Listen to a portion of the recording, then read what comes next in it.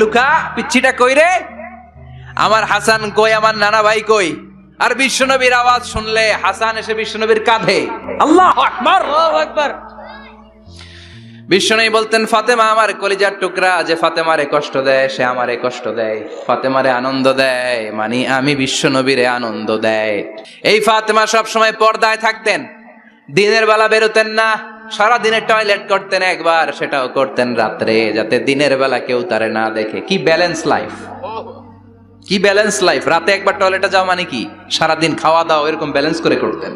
কেউ দেখতে পারে না ওনারে কেমন ছিল, কেউই জানতো না। এমন ভাবে চলাফেরা করতো, কোনো পুরুষদের সামনে দিয়ে কখনো যেতেন না।